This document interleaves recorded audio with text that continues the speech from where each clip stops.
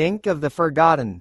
There was something strange about the old tattoo shop on Holloway Street. It didn't have an Instagram page, no flashy neon sign, and barely any foot traffic. Yet, those who walked in never left disappointed. Word spread in hushed conversations. If you needed a tattoo with meaning, a real story, you went to Saint's Ink. No one knew the tattooist's real name. Most just called him Saint. He was in his 60s, with silver hair that draped over his shoulders and arms covered in a tapestry of ink, symbols, animals, portraits of people who seemed to be staring right into your soul. When he spoke, his voice carried the weight of time itself. Ethan Kane didn't believe in magic or destiny, but he needed something to change. He had spent the last year floating through life, weighed down by a past he didn't talk about. One evening, when the city lights blurred into a haze of regret, he found himself standing in front of Saint's Ink. Inside, the shop smelled of aged paper and candle wax rather than antiseptic and ink. A single tattoo chair sat in the center, surrounded by sketches pinned to the walls, designs that looked almost ancient. Saint watched him from behind a wooden counter, his piercing blue eyes analyzing Ethan as if reading his past like an open book. "What are you looking for?" Saint asked, his voice steady. Ethan hesitated. He had no reference images, no planned designs. "I don't know," he admitted. "I just need something that means something." Saint nodded as if he had heard this before. He motioned for Ethan to sit, rolled up his sleeves, and picked up his machine. "I'll give you what you need, not what you want." Ethan should have protested, but something in Saint's tone kept him silent. The needle hummed to life, and pain blossomed across his forearm as the artist worked with precision, his hands steady despite his age. It felt different, deeper, as though the ink wasn't just marking his skin but pulling something out of him. Hours passed. When Saint finally leaned back, wiping away the last traces of ink and blood, Ethan looked down at his arm and felt the air leave his lungs. It was a face. Not just any face, his mother's. She had passed when he was 10, leaving behind only old photographs and the scent of vanilla perfume in her empty bedroom. And yet, here she was, inked onto his skin in impossible detail. Every freckle, every line. Her eyes were full of life, staring back at him like she had never left. Ethan looked up, his throat tight. How did you?" Saint just smiled, cleaning his tools. "I told you. I give people what they need." Ethan tried to speak, but no words came. He traced the tattoo with his fingertips, feeling a warmth beneath his skin, as if her presence had been etched back into him. When he finally looked up again, Saint was gone. The shop was empty, no sketches, no candle wax scent, just an old wooden door swinging closed behind him. Ethan rushed outside, searching for any sign of the mysterious artist, but Holloway Street was silent, the night pressing in. Confused, he turned back to look at the shop one last time. But there was nothing there. No door, no windows, no Saint's Ink. Just a blank brick wall, as if it had never existed. Ethan stood frozen, his mind racing. He checked his arm again. His mother's face was still there, warm against his skin, as real as it had ever been. He didn't know if Saint was a ghost, a legend, or something else entirely, but the ink proved that he had been there. Days passed, and Ethan couldn't shake the feeling that the tattoo was more than just ink. He began seeing things, memories flickering in his peripheral vision, the scent of his mother's perfume lingering when no one else was around. It wasn't just a tribute, it was a connection. One night, restless and driven by something he couldn't explain, Ethan traced the streets again, searching for a sign of Saint. He found nothing but whispers, people with their own stories of impossible tattoos, of loved ones inked back into their lives. Then, one evening, he met someone else with a story. Her name was Lila, a photographer who had been chasing legends for years. She had an intricate sleeve of inked feathers, each one belonging to a bird her late father had loved. She had found Saint's Ink in a different city, at a different time, and like Ethan, she had been given exactly what she needed. Together, they pieced together the clues. Rumors of a tattoo shop that appeared and disappeared, always giving people not just ink, but pieces of their lost pasts. The more they searched, the more they realized they were not alone. Others had their own stories, their own marks from Saint, each one carrying whispers of memories that were too vivid to be mere art. As their obsession grew, so did the questions. Who was Saint? How did he know what people needed? And why did he disappear without a trace? The deeper they dug, the stranger the accounts became. Some claimed Saint had been around for centuries. Old photographs and paintings hinted at a tattooist with the same piercing blue eyes, appearing throughout history, unaged and unchanged. Then, one day, an anonymous tip led them to an alleyway in a distant town. The scent of candle wax and aged paper lingered in the air, and at the very end of the passage, there it was, a door. Saint's Ink. As they hesitated, a sleek black cat with piercing green eyes slinked past them, pausing to stare at Ethan. It meowed once, then slipped through the door as if it had been there before. A chill ran down Ethan's spine. Ethan and Lila exchanged glances before stepping inside. The shop looked exactly as they remembered, yet something felt different. The air was thicker, the shadows longer. Saint sat at the counter, as if he had been expecting them. He smiled, his piercing blue eyes glowing under the dim light. "I knew you'd come back," he said. "Are you ready for what's next?" Ethan hesitated. "What is next?" Saint gestured to two empty chairs. "You've been searching for answers. Now it's time for the truth." Lila's fingers tightened around Ethan's wrist. "The truth about what?" Saint leaned forward, his voice barely a whisper. "Where these tattoos really come from." The room darkened, and suddenly, the tattoos on Ethan's arm and Lila's sleeve began to shift, the ink writhing like living things beneath their skin. Visions flooded their minds. Fragments of lives they had never lived, voices speaking in languages long forgotten. The tattoos weren't just images. They were pieces of lost souls, fragments of history carried forward by those who wore them. And Saint, he was their keeper, their vessel, the bridge between the forgotten and the present. Ethan and Lila sat in stunned silence as Saint picked up his tattoo machine once more. "Are you ready to carry a new story?" he asked. Neither of them answered. They didn't need to. They already knew their lives would never be the same again. Outside, the black cat sat on the windowsill, watching, its green eyes reflecting something deeper than curiosity, something ancient, as if it, too, had seen this all before. Ink bound the eternal mark. There were always whispers about the seventh mark, a tattoo parlor that never seemed to be in the same place twice. Some said it was cursed, others claimed it was enchanted. But those who found it and left with ink on their skin knew one thing for certain: their lives would never be the same.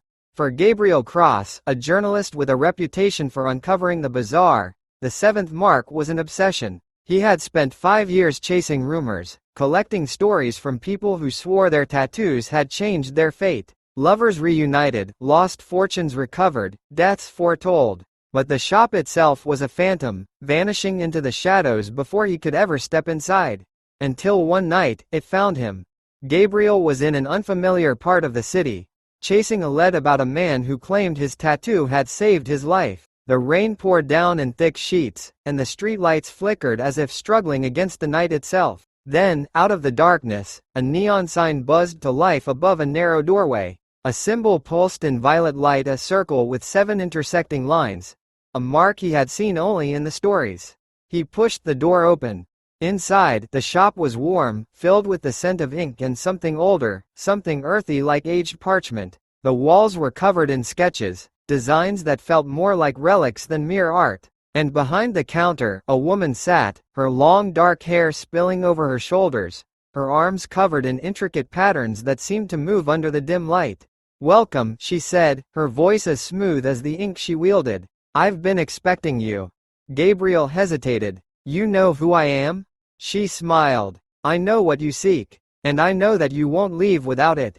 Something inside him stirred, a mix of anticipation and unease. "Who are you?" She leaned forward, resting her elbows on the counter. "I am Mara, the keeper of the seventh mark. And if you sit in that chair, I will give you the truth you're searching for. But once the ink touches your skin, there is no going back." Gabriel exhaled slowly. He had chased this moment for years. "Then let's begin." Mara motioned for him to sit, and he did. She rolled up her sleeves, revealing more of those mesmerizing tattoos, each one whispering a story he couldn't quite hear. The needle buzzed, and as it pressed into his skin, he felt something he had never felt before, not pain, but recognition, as if the ink was waking something dormant inside him. Time slipped away. When she finally stopped, Gabriel looked down at his forearm. There, in precise black lines, was a symbol he didn't recognize, a maze of intricate patterns encircling an unblinking eye.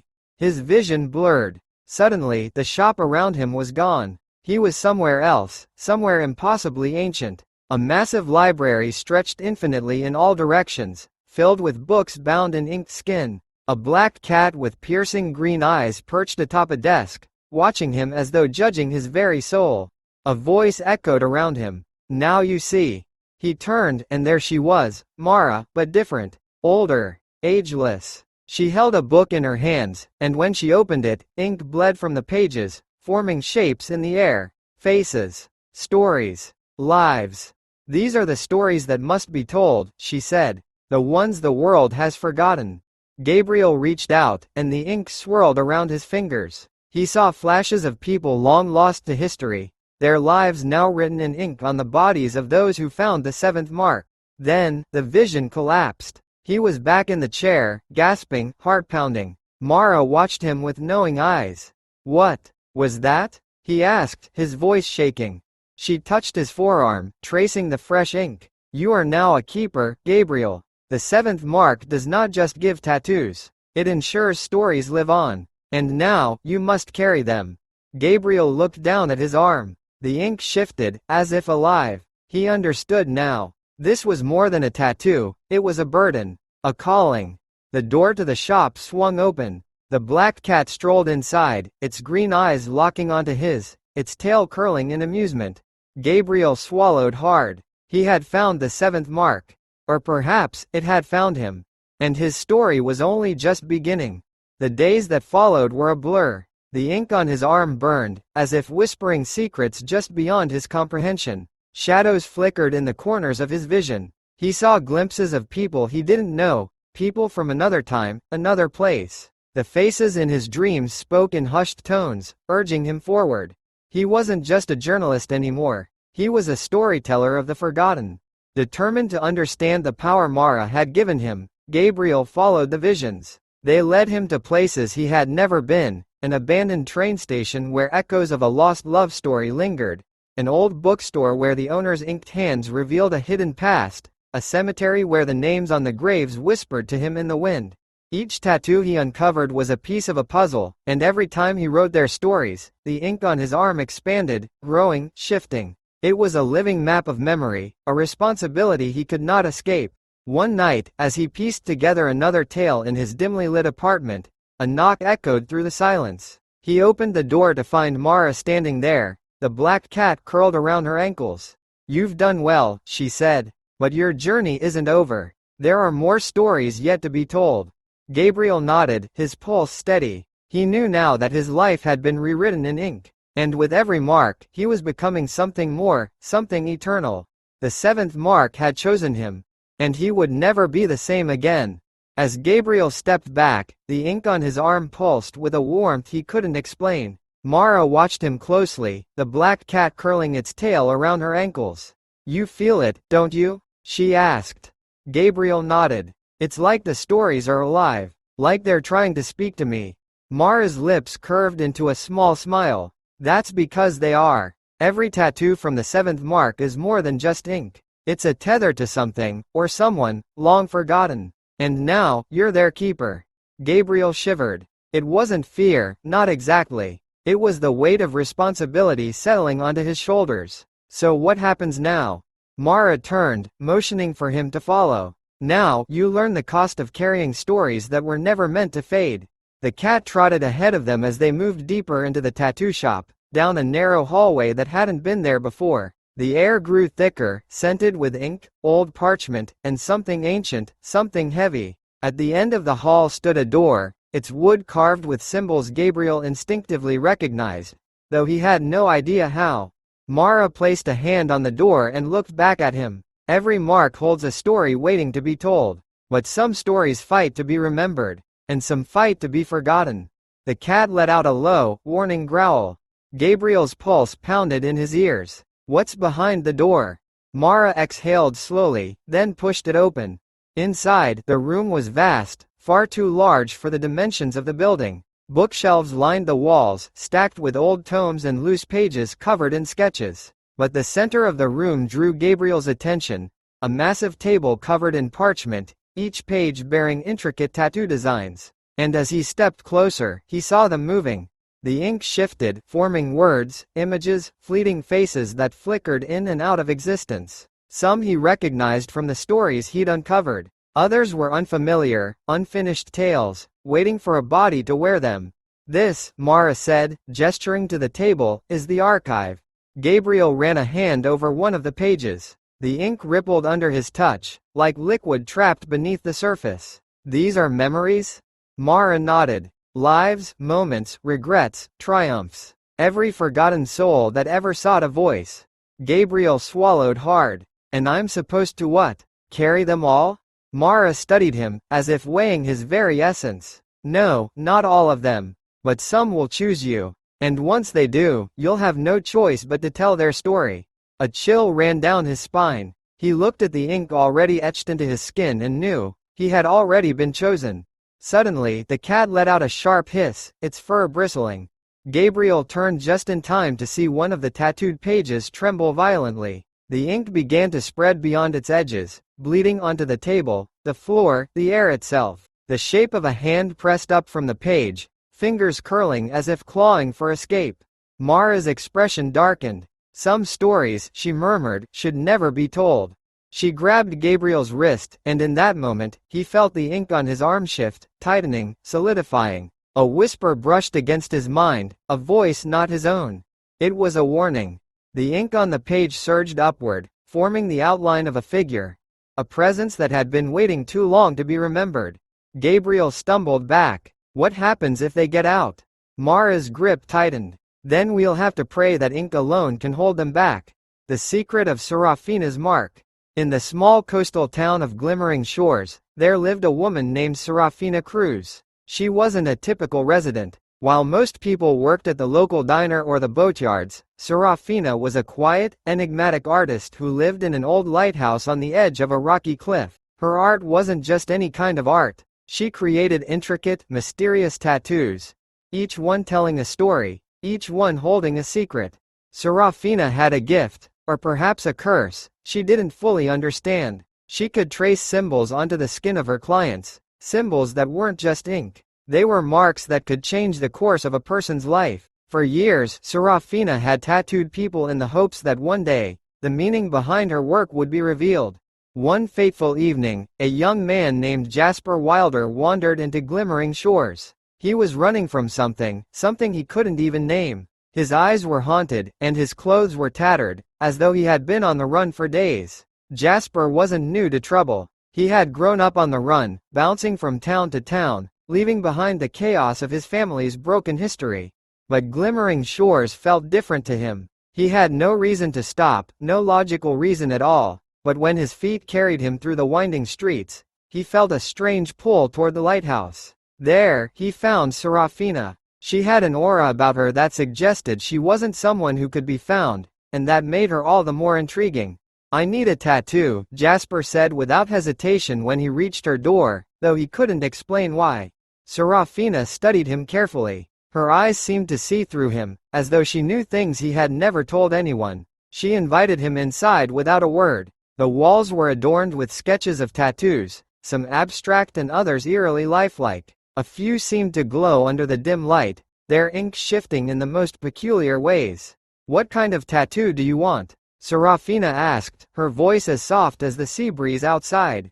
Jasper hesitated. He didn't know what he wanted. He only knew he needed something, a symbol, a shield, a mark. Something to protect him from the life that seemed to chase him no matter where he went. I don't know, he admitted. I just feel like I need something to stop this weight that's on me. Serafina nodded knowingly and reached for her tattooing kit. She didn't ask him for specifics, for she already knew what needed to be done. She could see it in the lines of his face, the tension in his posture, the shadows that clung to him. She began to tattoo him, slowly, as if she were weaving a spell into his skin. The design was intricate, a swirling pattern that looked like an ancient map, with symbols neither of them understood. As Serafina worked, her hand moved with an uncanny fluidity, as if she had done this exact tattoo thousands of times before. There was no sound except for the rhythmic hum of the needle and the occasional whisper of the wind outside. As the hours passed, Jasper found himself sinking into a strange, almost trance-like state. He wasn't sure when he stopped feeling the pain of the needle, but he soon became aware that he wasn't just being marked. He was being connected to something far older than the town, than the lighthouse, or even himself. When the tattoo was finished, Serafina stepped back and surveyed her work. It was a masterpiece, a work of art that seemed to pulse with an energy of its own. The design snaked across his arm and down his side, ending just above his heart. "There," she said softly, her eyes gleaming with a mixture of satisfaction and something else. "The mark is complete." Jasper looked at his arm in awe. The tattoo seemed to glow faintly, as if it were alive. He didn't understand it, but it felt powerful, like it had unlocked something deep inside of him. He stood to leave, but Serafina stopped him with a gentle hand on his shoulder. "There's something you should know, Jasper," she said, her voice serious. "The tattoo you carry now isn't just a mark. It's a key to a secret that's been hidden for centuries." Jasper's heart skipped a beat. "What do you mean?" Serafina's gaze turned distant. "Your family," she said, "has been connected to this town longer than anyone knows. And this tattoo, it's tied to an ancient pact, one that was forged by your ancestors. A pact that must be fulfilled." Jasper frowned. He had no family left, no one to tell him about any pact. His parents had died in a fire when he was just a boy, and he had never been close to any extended family. What was she talking about? "I don't understand," he muttered. "What pact? What are you talking about?" Serafina's eyes softened. She walked over to a dusty shelf and pulled down an old, leather-bound book. She flipped it open and pointed to a page filled with faded, handwritten text. "This is the story of your ancestors, Jasper. The Wilders were once protectors of a great secret, an artifact that held the power to change the world. But it was stolen, and with it, your bloodline was cursed. That is why you have run all your life, because the curse seeks to find you, to claim you, and to finish what was started." Jasper felt his blood run cold. What artifact? What curse? Serafina placed the book in his hands, and as he looked at the page, the symbols in the tattoo on his arm began to glow. The lines on the page seemed to shift, matching the design on his skin. "The artifact is called the Seraph Stone," she continued. "It was hidden away long ago to protect it from those who would use its power for evil. But the curse was set in motion the moment your bloodline became the guardians of the stone. And now, the time has come for the Wilders to either fulfill their destiny, or be lost to history." Jasper felt a surge of panic. "So what do I do now?" Serafina's expression softened again, but this time with sadness. "You must find the Seraph Stone before those who seek it do. You cannot outrun your past any longer, Jasper. The mark on your skin is the key to locating the stone, but you are not alone in this. There are others like you, others who carry the same mark." Jasper closed his eyes, trying to process everything she had just told him. His mind spun with confusion and fear. What was this artifact? Why was he tied to it? And why had he never been told about it?